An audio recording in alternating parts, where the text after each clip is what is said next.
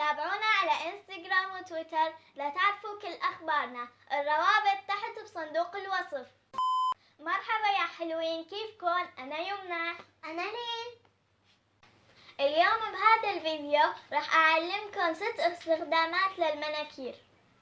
لو كنتوا بدكم تخيطوا بتواجهوا صعوبة تدخيل الإبرة بالخيط، أنا عندي الحل. بندهن طبقة من المناكير الشفاف على راس الخيط وبعدين بنستناه لينشف وبندخله بالإبرة.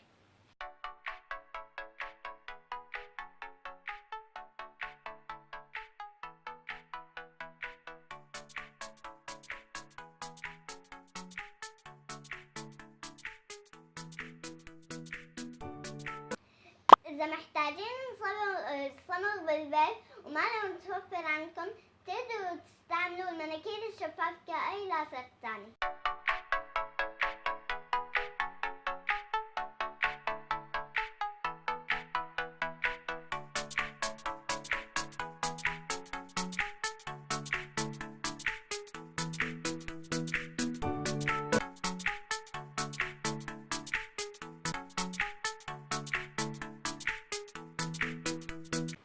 لتحافظوا على اكسسواراتكم من التلف، دهنوها بطبقة من المناكير الشفاف وهيك بتبقى لماعة وما بتنخدش.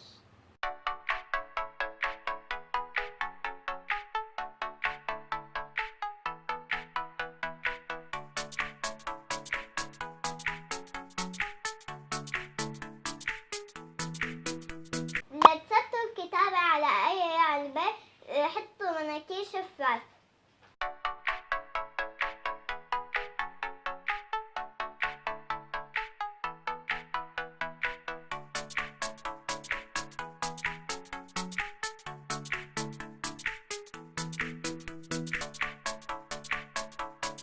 عندكم مفاتيح كتير وعتخربطوا بيناتهم، لون وكل مفتاح بلون مختلف من المناكير، وهيك كل مرة راح تتذكروا هذا المفتاح لشو.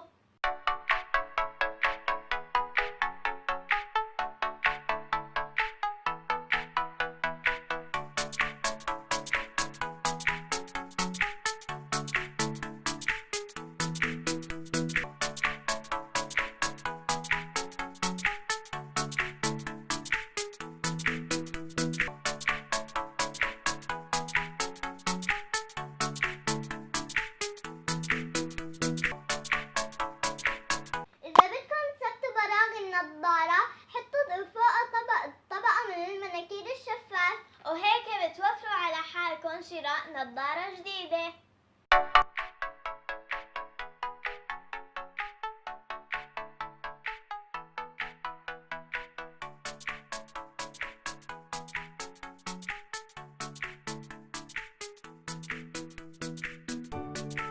إن شاء الله يكون عجبكم الفيديو واستفدتوا منه. إذا كنتوا جداد على القناة لا تنسوا تضغطوا سبسكرايب وتعملوا لايك لهذا الفيديو وتعملوا كمان شير. وإذا حابين تشوفوا الفيديوهات السابقة اضغطوا هون أو راح يكون تحت بالروابط بصندوق الوصف. بنحبكم كتير. باي.